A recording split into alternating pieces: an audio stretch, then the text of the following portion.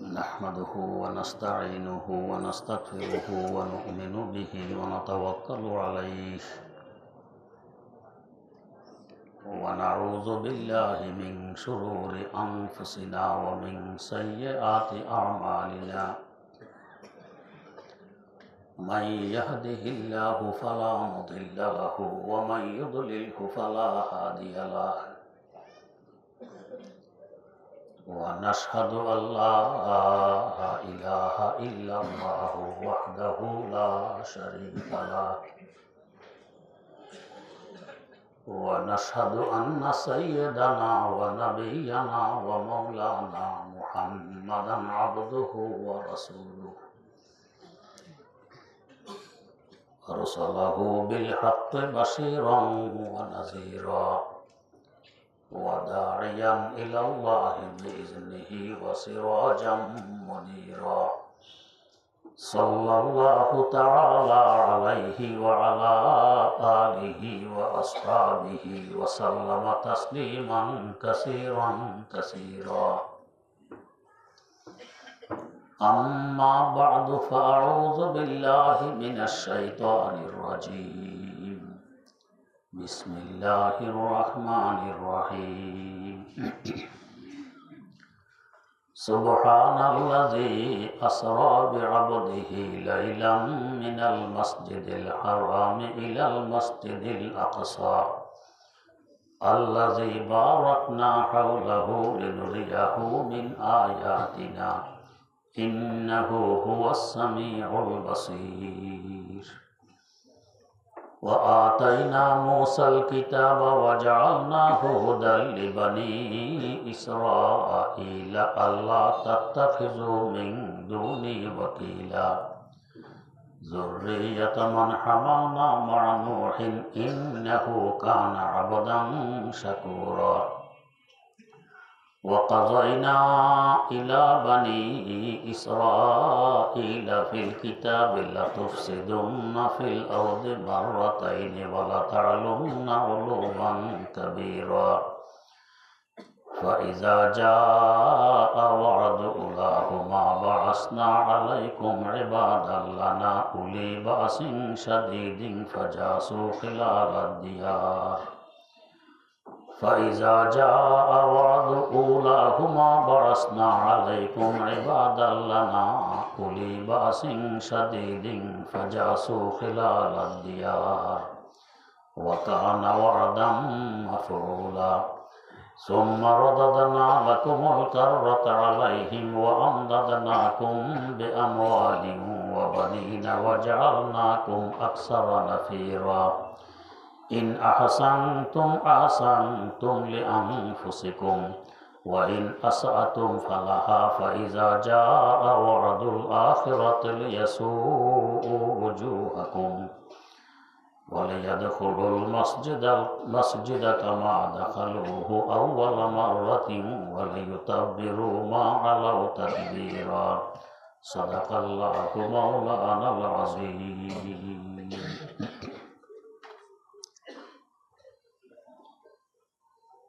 সূরা ইসরার প্রথম থেকে তেলাওয়াত করা হয়েছে।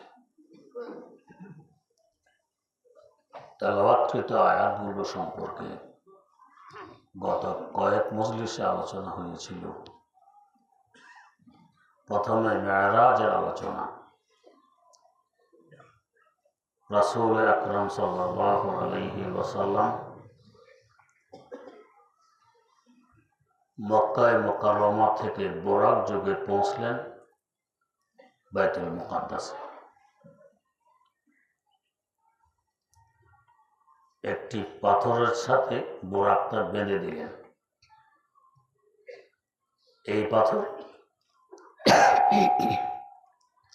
এই পাথরে অন্যান্য নবীগণ নিজ নিজ সাওয়ারি বাঁধতেন। এক রওয়ায়াতে আছে হযরত জিবরিল আমিন আলাইহিস সালাম আঙ্গুল মেরে পাথরটিকে ছিদ্র করে দিলেন। ওই ছিদ্রে রশি ঢুকিয়ে বোরাক বাঁধা হইল। প্রশ্ন জাগে, তাহলে আগের নবীরা কিভাবে বাঁধতেন? শাইখুল হাদিস আল্লামা ইদ্রিস কান্দলবী রহমতুল্লাহ আলাইহি জবাব লেখেন, ছিদ্র আগেও ছিল, তবে বহুদিন যাবৎ এই ছিদ্র ব্যবহার না হওয়ার কারণে মাটি মুটি পড়ে বন্ধ হয়ে যায়। জিবরিল আমিন আলাইহিস সালাম আঙ্গুল দিয়ে আবার পরিষ্কার করে দিলেন, এরপর আবার বোরাক বাঁধা হল। ঢুকলেন বাইতুল মুকাদ্দাসে। হযরত জিবরিল আমিন আলাইহিস সালাম সহ রাসূলুল্লাহ সাল্লাল্লাহু আলাইহি ওয়াসাল্লাম 2 রাকাত তাহিয়াতুল মসজিদ পড়লেন। দেখেন যে সেখানে অসংখ্য মানুষ, অসংখ্য ফেরেশতা।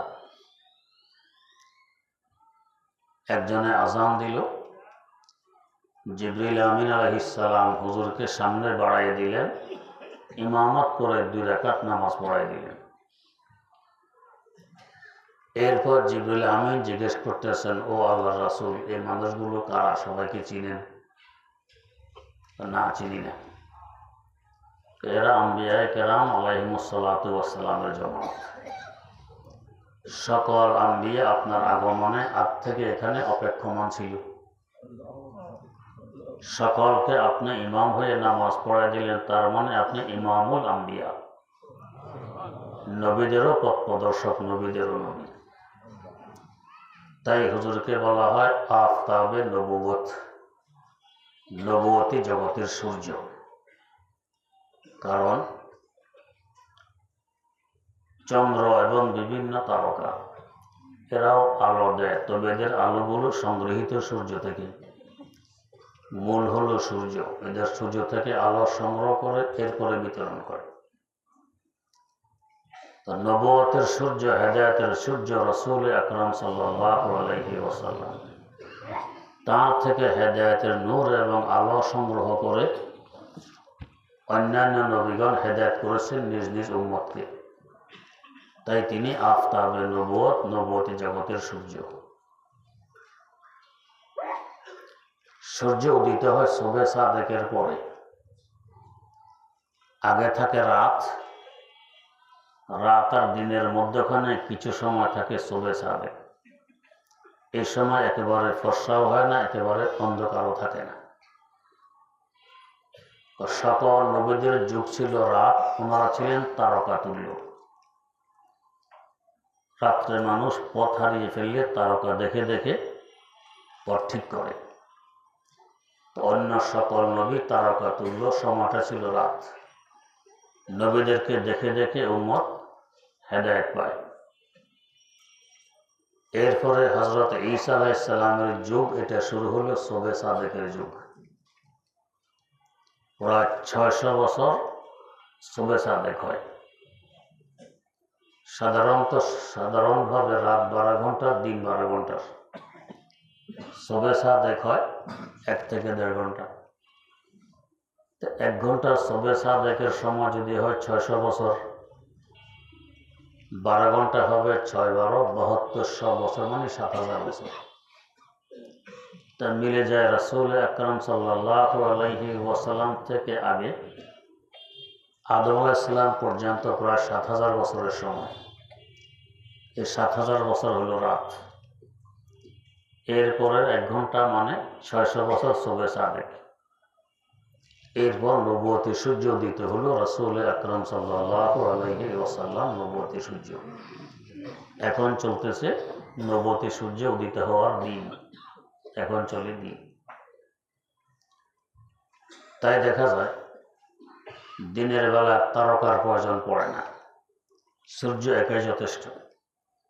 হুজুর বলে গেলেন, মা আনা আলাইহি ওয়া আসহাবি, এই দিন চলতে থাকবে কিয়ামত পর্যন্ত, আলো নিতে থাকবে আমার থেকে, আমার সাহাবীদের থেকে। নতুন কোনো আলোর প্রয়োজন পড়বে না, নতুন কোনো নবীর দরকার হবে না। যদি কেউ নতুন নবীর দাবি করে সে হবে মিথ্যুক, মিথ্যা নবী। চাই সে মুসাইলামাতুল কাজ্জাব হোক, আর চাই সে গোলাম আহমদ কাদিয়ানি হোক, সব মিথ্যা নবী, সত্য নবী কেউ নেই। সূর্য উদিত হয়ে গেলে আর তারকার প্রয়োজন পড়ে না।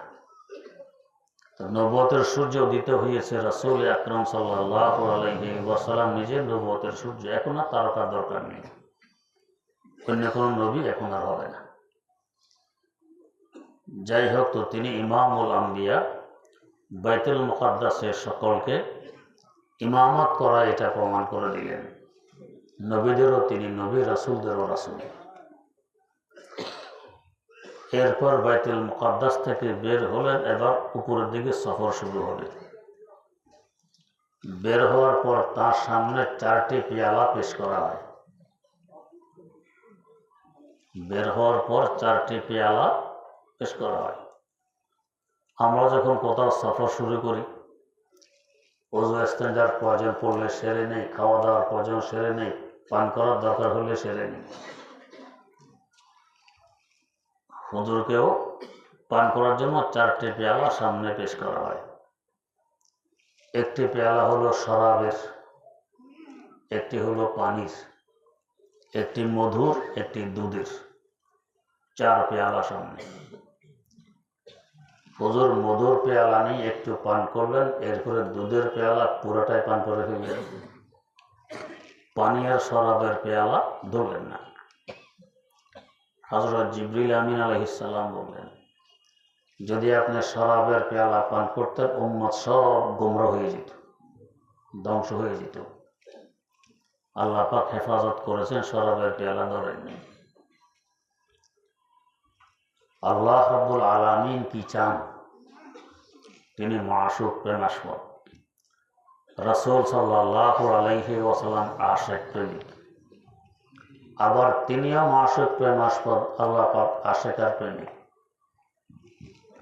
কার অন্তরে কি আছে? মহব্বত যদি গভীর হয়, বলার অপেক্ষা রাখে না, এমনি বুঝে ফেলে কি চায়। আল্লাহ রাব্বুল আলামিন আমানত দিতে চাইলেন পাহাড় সমূহকে, আকাশ সমূহকে, নিতে পারলো না, অস্বীকার করলো। আমাদের ধারণ ক্ষমতা থেকে আমানতের ওজন বেশি। দিতে চাইলেন জমিনকে, অস্বীকার করলো। আমার ধারণ ক্ষমতা থেকে আমানতের ওজন বেশি। দিতে চাইলেন পাহাড় সমূহকে, অস্বীকার করলো। আমাদের ধারণ ক্ষমতা থেকে ওজন বেশি, পারব না। এখনো কিন্তু মানুষকে নিতে বলা হয়নি,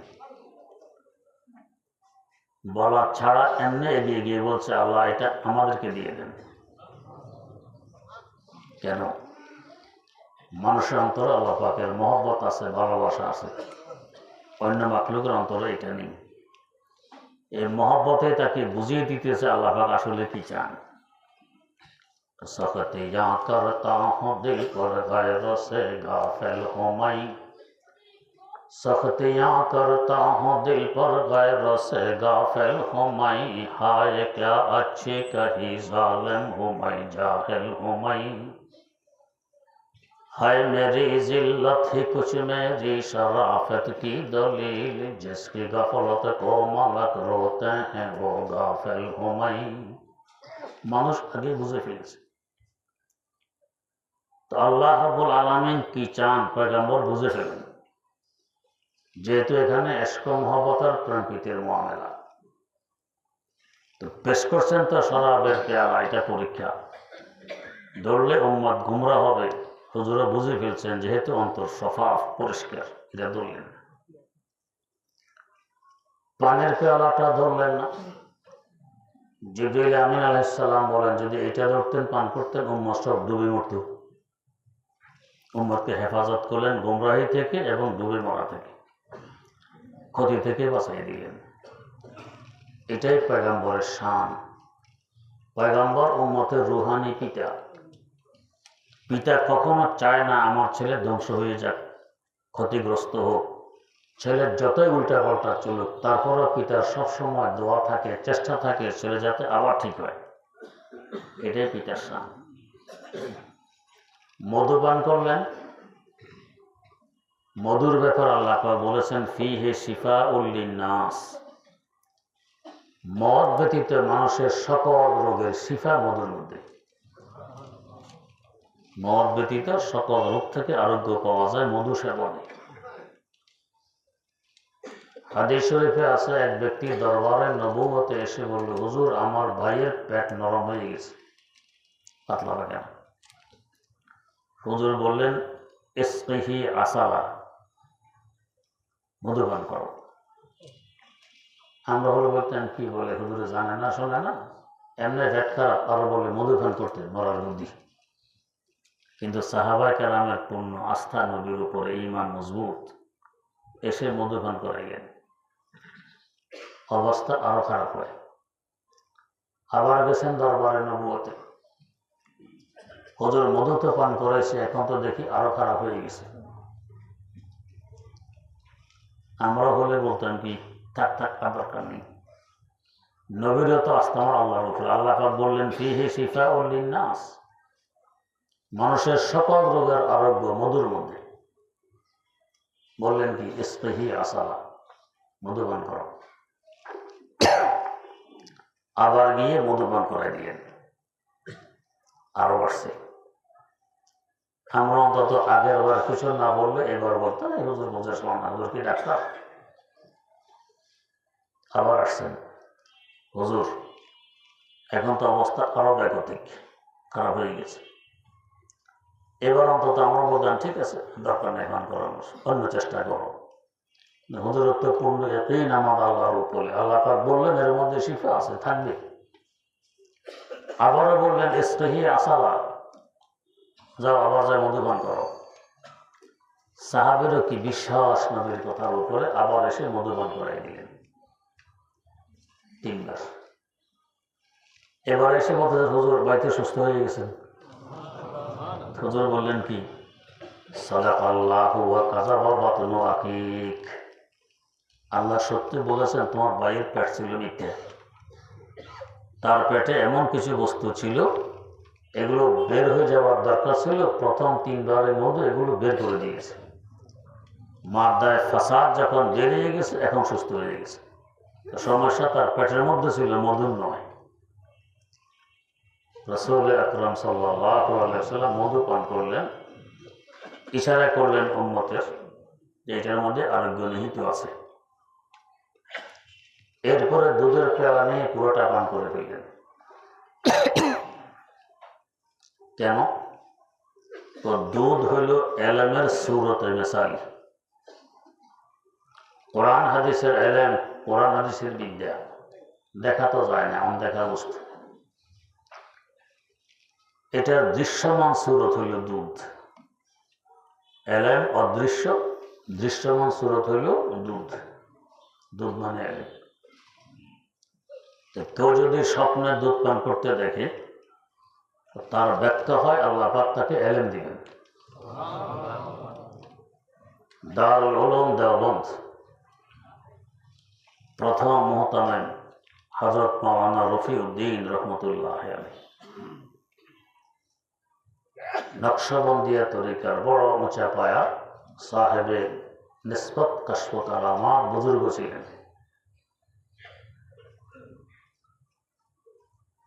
যখন দারুল হাদিস নির্মাণ করবে, যেখানে হাদিস পড়ানো হবে,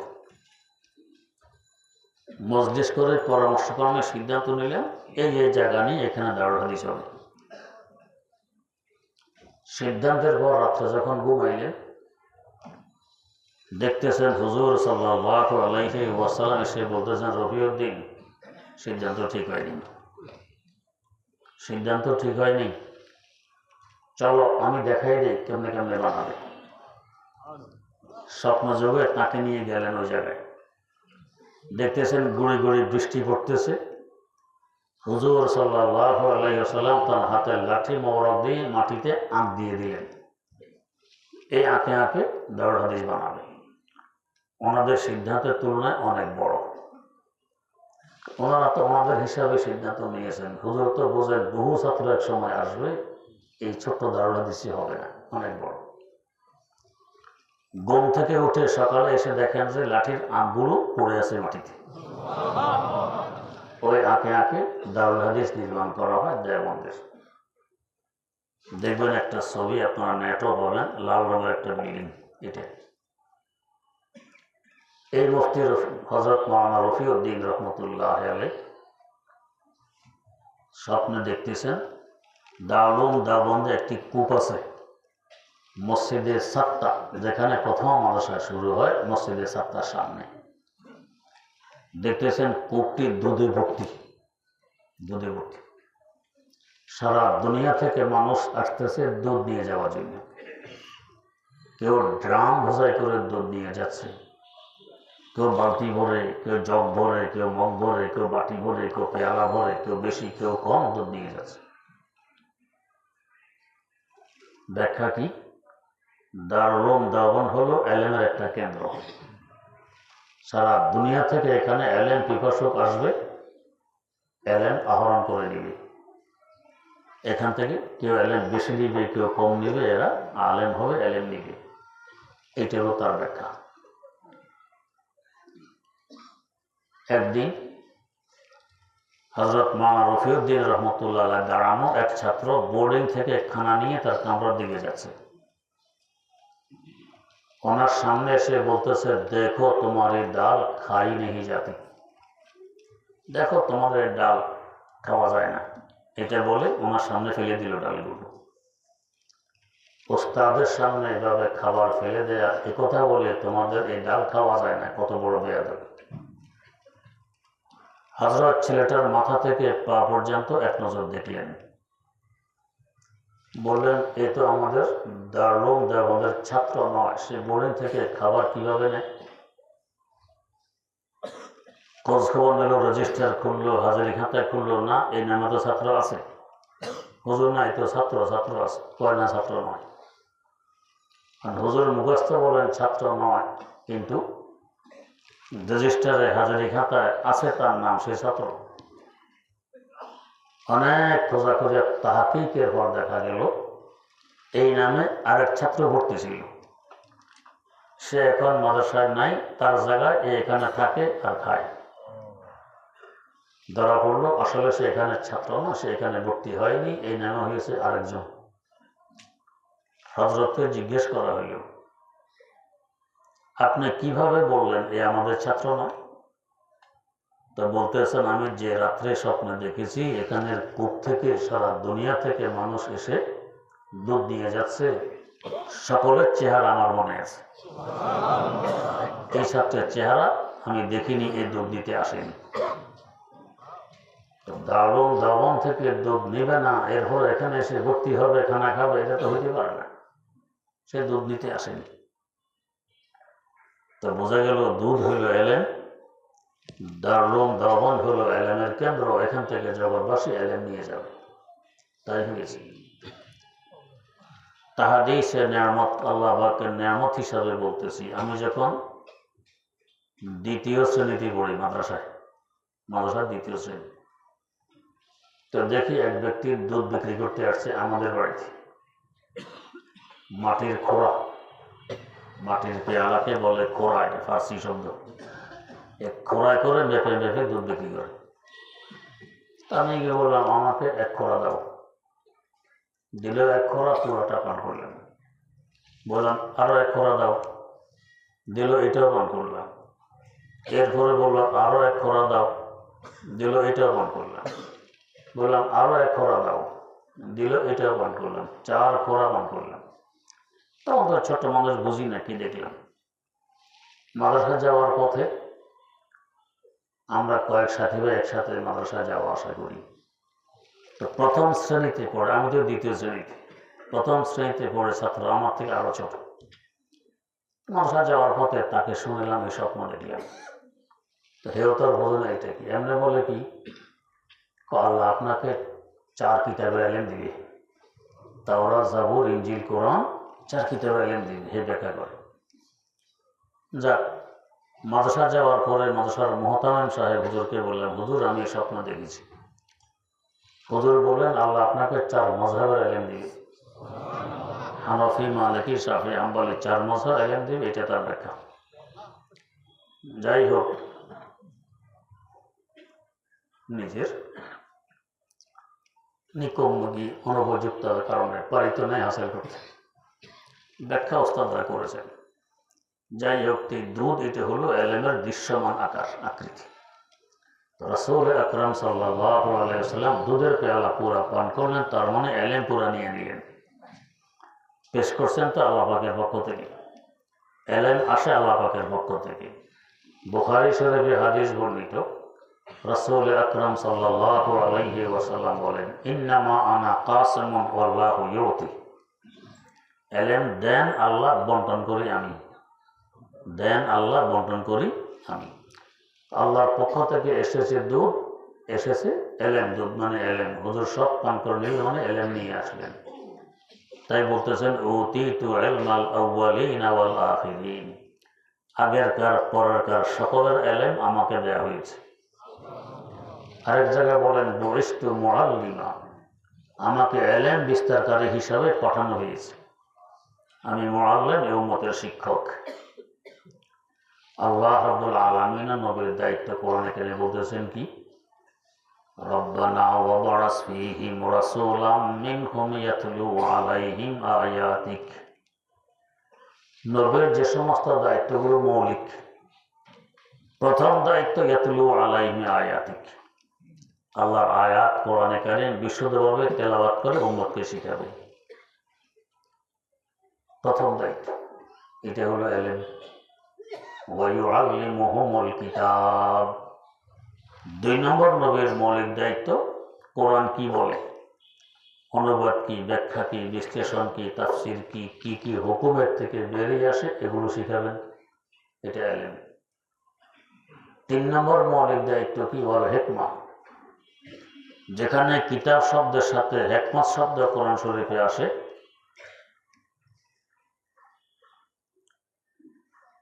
হাফেজ ইবনে কাসির রহমতুল্লাহ আলাইহি তাফসীর করেন এবং ইমামুল হিন্দ শাহ ওলিউল্লাহ মুহাদ্দিস দেহলভী রহমতুল্লাহ আলাইহি তাফসীর করেন, হিকমা মানে হলো হাদিস। হিকমা মানে হাদিস। হিকমার আসল অর্থ হলো ওয়াজউশ শাইয়্যি ফি মাহাল্লিহি। যে বস্তুকে যেখানে যেভাবে রাখা দরকার এভাবে রাখার নাম হলো হিকমত। হাদিস এমনই হয়। যেমন ফাসাব্বিহ বিহামদি রাব্বিকা ওয়াস্তাগফির আয়াত যখন নাযিল হলো, রাসূল আকরাম সাল্লাল্লাহু আলাইহি ওয়াসাল্লাম বলেন কি, ইজআলুহু ফি রুকুইকুম। এটা তোমাদের রুকুর মধ্যে রাখো, রুকুতে পড়বা সুবহানা রাব্বিয়াল আযীম। এরপর যখন নাযিল হলো সাব্বিহ ইসমা রাব্বিকাল আ'লা, বলেন ইজআলুহু ফি সুজুদিকুম। এটাকে রাখো তোমাদের সিজদায়, পড়বে সুবহানা রাব্বিয়াল আ'লা। কি পরিমাণ খাপ খাইল যে তাসবিহ যেখানে রাখার দরকার হুজুর এখানে রাখার আদেশ দিলেন। এটাকে বলে হিকমত।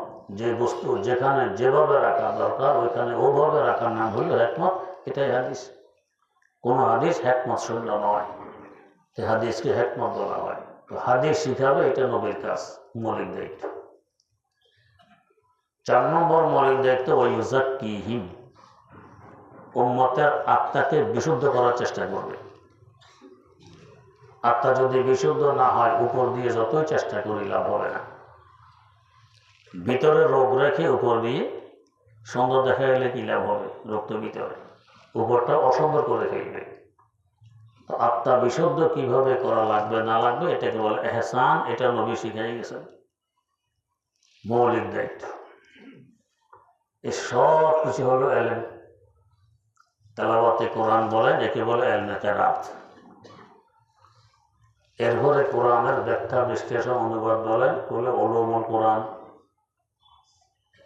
এরপরে হাদিস বলেন, একে বলে উলুমুল হাদিস কিংবা উলুমুল তাফসীর। এরপরে আত্মাকে বিশুদ্ধ করার কথা বলেন ইলমে তাসাউফ। সব হলো এলেম। নবীর দুধ পান করে এলেম নিলেন, মানে মৌলিক দায়িত্বগুলো কিভাবে আদায় করা যায় সব আগে ভিতরে ঢুকাই দিলেন মেরাজের শুরুতেই। এই জন্য নবী বলে গেছেন, ইন্নাল উলামা ওয়ারাসাতুল আম্বিয়া। কোরআন হাদিসে এলেম যারা অর্জন করেছে, আলেম হয়েছে এরা নবীর ওয়ারিস। যেহেতু নবী অর্জন করেছেন এলেম, আলেমরা অর্জন করেছেন এলেম, তো নবী থেকে নিয়ে আসছে, নবীর ওয়ারিস। ওয়ারিস বলতে আমরা বুঝি সম্পদের মালিক হওয়া। আব্বা আম্মা মারা গেছে, সম্পদের মালিক হইলাম ওয়ারিস। হুজুর বলে দিলেন আগে কি ভুল বুঝবা না, এখানে সম্পদের মালিক হওয়া নয়। নবীতে কোনো সম্পদ রেখে যান না, সম্পদের মালিক হবে কোথেকে? নবী লাম ইউয়াররিসু দিনারাম ওয়ালা দিরহামা, দিনার দিরহাম অর্থ করে সম্পদের মিরাজ নবী রেখে যান না। তাহলে আলেম সমাজ কিসের ওয়ারিস হইলেন? ইন্নামা ওয়াররাসুল ইলম, নবী ইলমের ওয়ারিস বানাইয়ে যান। ফামান আখাযাহু আখাযা বিহাজ্জি ওয়াফির, যে এই মিরাজটা নিতে পারছে নবী থেকে এলেন, সে বড় একটা অংশ নিয়ে নিল। এর নবীর কাছের মানুষ এলেন। তো নবী এলেম দিয়ে রাস্তা দেখাই গেছেন উম্মতকে। নবীর বর্তমানে আলেম সমাজ এলেম দিয়ে উম্মতকে রাস্তা দেখাবেন। এখন যদি বলি মৌলবী কি বোঝে? নবীওয়ালা কাজ আগেও আমরা করেছি, এখন আমরা করবো। হুজুরা ছিল মসজিদ মাদ্রাসায়, কেন বাইরে আসি না গলায়? নবীওয়ালা কাজ নিয়ে। এটা হুজুরদের কাজ নয়, আমরা করবো। গোমরা হওয়ার আর কিছু লাগবে? মৌলবী বাদ দিয়ে, আলেম বাদ দিয়ে হেদায়েত পাবে কোত্থেকে? নবীর মিরাজ তো এদের কাছে নাই। নবীর মিরাজ তো হলো এলেম। এলেম নাই, বরং যার কাছে আছে তার সাথে বিদ্বেষ পোষণ করি, বিরোধিতা করি, কুৎসার ওটাই। তো তার মানে হেদায়েত আমার কাছে আসবে কোত্থেকে? হেদায়েত তো এলেমের মাধ্যমে আসবে। গোমরা হওয়ার জন্য আর বড় দলিল তো দরকার নেই। তো রাসূল আকরাম সাল্লাল্লাহু আলাইহি ওয়াসাল্লাম যে এলেম নিয়ে আসবেন, তা আগে দুধ পান করে আল্লাহ পাক বুঝিয়ে দিলেন আপনি হবেন জগতের শ্রেষ্ঠতম আলেম, সবচেয়ে বড় শিক্ষিত। সকল নবী তার যুগের সবচেয়ে বড় শিক্ষিত হন। যে যুগে যে এলেম আর যে বিদ্যার চর্চা বেশি হয়, ওই যুগের নবীকে ওই বিষয়ের বিদ্যা সবচেয়ে বেশি দেওয়া হয়, যাতে সবাই হার মানতে বাধ্য হয়। হযরত দাউদ আলাইহিস সালাম, ওনার জমানায় ইঞ্জিনিয়ারিং এর চর্চা খুব বেশি। লোহা দিয়ে এটা বানায়, তামা দিয়ে এটা বানায় খুব। আল্লাহ ওনাকে এমন এলেম দিলেন, এমন বিদ্যা দিলেন ইঞ্জিনিয়ারিং এর। লোহা দিয়ে কিছু বানাইতে হলে ইঞ্জিনিয়ারদের তো আগে লোহাতে আগুনে পুড়ে নরম করতে হয়, হাতুড়ি দিয়ে পিটাইয়ে সোজা কিংবা বেঁকা করতে হয়। ওনার না আগুনে পোড়ার দরকার, না হাতুড়ির দরকার, হাতে নিয়ে এমনি সোজা করতে পারেন, বেঁকা করতে পারেন। ও আলাম না লাহুল হাদিদ, তার হাতে আমি লোহাতে নরম করে দিয়েছি। মোম যেরকম নরম হয় পড়া গেলে, লোহা আমার হাতে আসলে এরকম নরম হয়ে যায়। বলেন তো কত বড় ইঞ্জিনিয়ার! এমন কোন ইঞ্জিনিয়ার এখন আবিষ্কার হয়েছে যে লোহা হাতে আসলে নরম হয়, হাতুড়ি মাতুড়ি ব্যতীত এমনি এটাকে সোজা করতে পারে, বেঁকা করতে পারে? হ্যাঁ, ইঞ্জিনিয়ার এখনো দুনিয়াতে আসে নাই, আসবেও না। তেমনি ভাবে ঈসা আলাইহিস সালামের জমানায় মেডিকেল সায়েন্স, হাকিমদের খুব দেওয়া, চিকিৎসা বিজ্ঞান অনেক উন্নতি লাভ করছে। ঈসা আলাইহিস সালাম আগমন ঘটলো, রোগীর সামনে আসলে ফুঁক দেন কিংবা হাত বুলিয়ে দেন, বস এতটুকু যথেষ্ট। মনে হতো যেন এই লোকটার জীবনে কোনো রোগী হয়নি, তার রোগ ছিল না, এরকম সুস্থ হয়ে যায়। এমনকি সবচেয়ে বড় রোগ তো আমরা মনে করি মারা যাওয়া।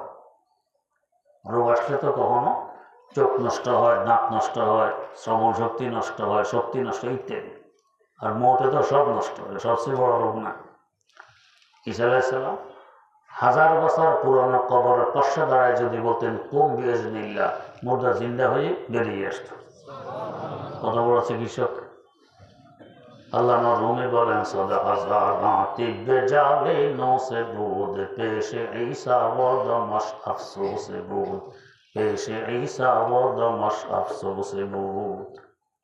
হাকিম জালিনুস জগতের শ্রেষ্ঠতম হাকিম, চিকিৎসক। শত সহস্র হাকিমকে তার সামনে আনো, ওনার ফুকের সামনে লজ্জা পায়। এমন কোন ডাক্তার, হাকিম, কবিরাজ এখনো কি আবিষ্কার হয়েছে যে ফুক দিলে রোগী ভালো হয়? না। হাত বুলালে রোগী ভালো হয়? না। যত ওষুধ সেবন করুক, পান করায় দিলে মুর্দা জিন্দা হয়? আবিষ্কার হয়নি, কিন্তু কয়টা মুক্ত করছেন। তাহলে ওই যুগে হাকিমি বিদ্যার দাওরা ছিল। ঈসা আলাইহিস সালামের থেকে বড় হাকিম। হাত বুলাইলে রোগী ভালো হয়, ফুক দিলে রোগী ভালো হয়, বললে রোগী জিন্দা হয়, মুর্দা রোগী।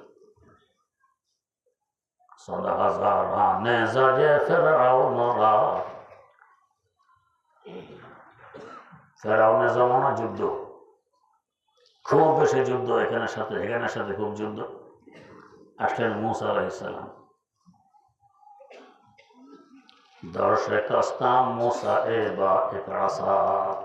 ফেরাউনের নেজা, বল্লম, বর্ষা, তলোয়ার অভাব ছিল। মূসা আলাইহিস সালাম এবং তার সাথীর সঙ্গীর কোনো অস্ত্র নাই, কিচ্ছু নাই, ওনার হাতে শুধু একটা হাতের লাঠি, এই একটা লাঠি। অস্ত্র বললে বলেন, লাঠি বললে বলেন, আর তো কিছু নেই। ফেরাউনের সাথে 6 লক্ষ ফেরাউনের সৈন্য বাহিনী, এই 6 লক্ষ সৈন্যবাহিনীর হাতে তো 6 লক্ষ তলোয়ার, বর্ষা, বল্লম ইত্যাদি। আর মূসা আলাইহিস সালাম সব খালি হাত, ওনার হাতে মাত্র একটি লাঠি।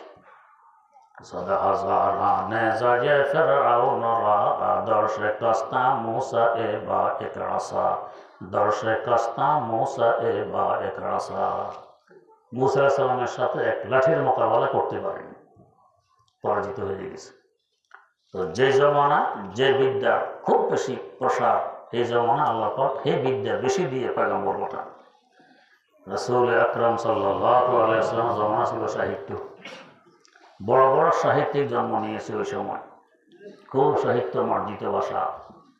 রাসূল আকরাম সাল্লাল্লাহু আলাইহি ওয়াসাল্লাম কোরআন নিয়ে আসলেন, হাদিস নিয়ে আসলেন, তার সাহিত্যের মোকাবেলা তো কেউ করতে পারেনি। চ্যালেঞ্জ কোরআনও দিয়েছে, হুজুর নিজেও দিয়েছেন। একটি সূরা, ছোট্ট সূরা ইন্না আতাইনা ঝুলাই দিয়েছেন বাইতুল্লাহ, এটার মোকাবেলা করো। সাহিত্য তো এই পরিমাণ ছিল, স্মরণ শক্তি এই পরিমাণ ছিল, মেধা এই পরিমাণ ছিল যে আমাদের কল্পনার বাইরে। আপনারা হয়তো আমার কাছেও শুনেছেন, এক বাদশার দরবারে কবিতা প্রতিযোগিতা হবে, কবিতা ঘোষণা করছে যে জিতবে, সবচেয়ে সুন্দর নতুন কবিতা শোনাতে পারবে, এই পরিমাণ পুরস্কার তাকে দেওয়া হবে, অনেক বড় অঙ্কের পুরস্কার। কবিরা এড়ে চটির জোর দিয়ে সুন্দর সুন্দর কবিতা বানায় প্রস্তুত করছে, পুরস্কার পাবো।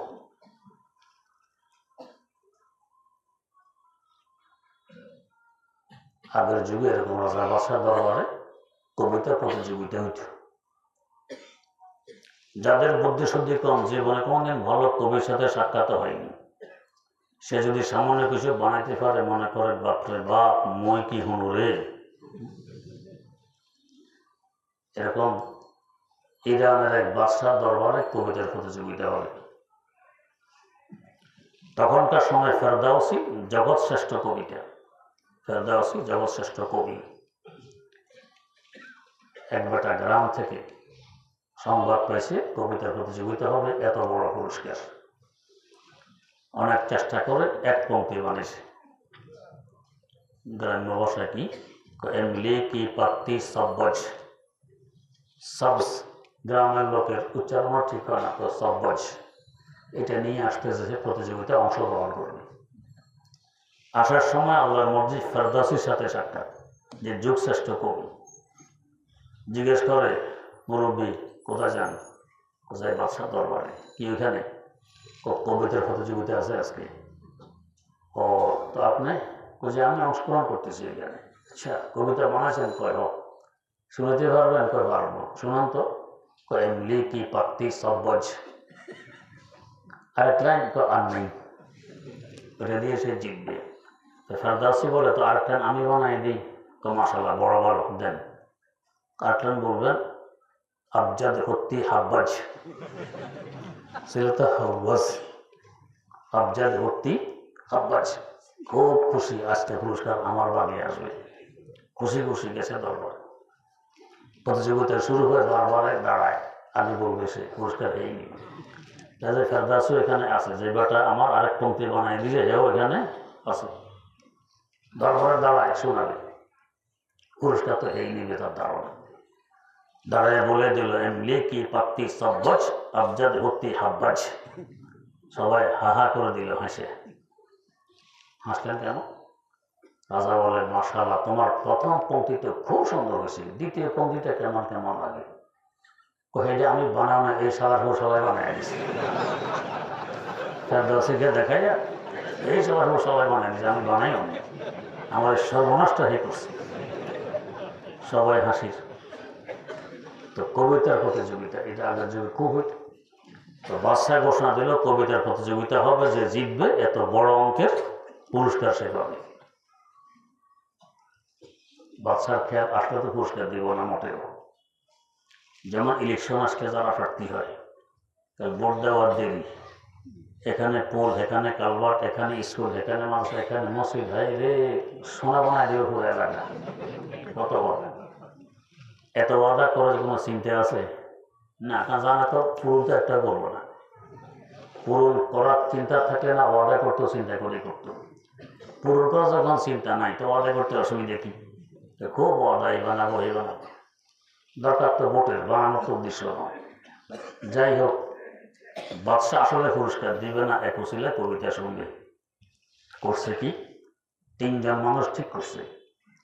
একজন মানুষের মেধা স্মরণশক্তি এই পরিমাণ, কোনো কিছু একবার শুনলে মুখস্থ হয় আর বলে না। এরকম ছিল আমাদের মুরব্বীদের মুরব্বী ইমামুল আসর হযরত শাহ আনোয়ার কাশ্মীরি রহমতুল্লাহ আলাইহি। কোনো কিছু একবার শুনলে এটা বলতেন না, বলতেন না তো বলতেন না। ব্রিটিশ আমলের কথা, দুই ইংরেজ ঝগড়া করতেছে, উনি এখানে ওনার কাজে ব্যস্ত।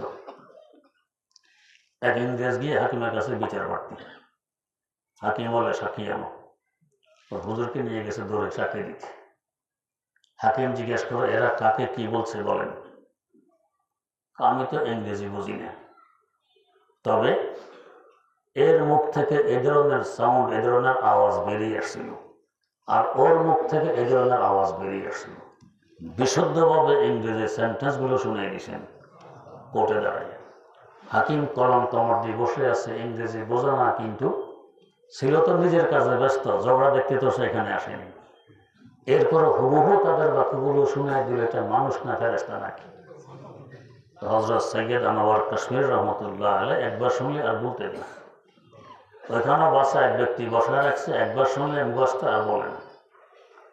আরেকজন বসায় রাখছে যে দুইবার শুনলে মুখস্থ আর বলে না। আরেকজন বসায় রাখছে যে তিনবার শুনলে মুখস্থ আর বলে না। তিনজন।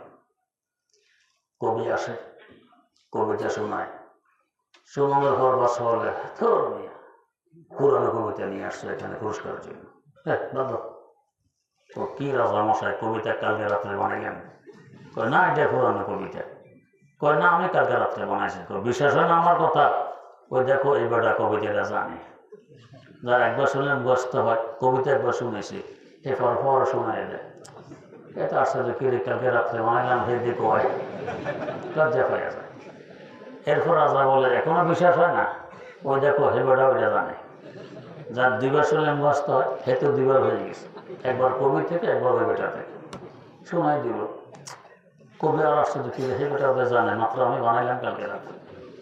রাজা বলে এখনো বিশ্বাস হয় না? ওই দেখো এই বেটা ওইটা জানে, যার তিনবার শুনলে মুখস্থ হয়, হে তো তিনবার শোনা হয়ে গেছে, ওইটা শোনাই দেয়।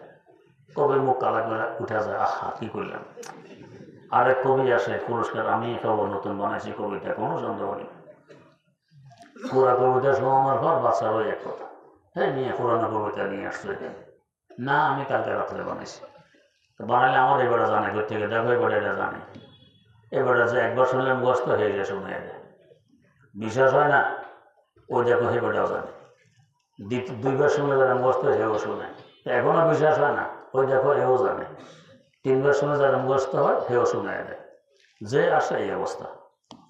এক কবিতার হয়েছে, কারণ ওই জমানা তো মেধা ছিল খুব বেশি, স্মরণশক্তি বেশি, বুঝে তার হয়েছে ব্যাপারটা ওই। আচ্ছা, তৎক্ষণাৎ কবিতা বানাইল। কবিতার মজমুন, কবিতার বিষয়বস্তু কি? রাজা মশাই, আপনার আব্বার সাথে আমার ছিল গভীর বন্ধুত্ব। এই বন্ধুত্বের সুবাদে আমার থেকে উনি ঋণ নিতেন, নিতে এত কোটি টাকা ঋণ নিছেন।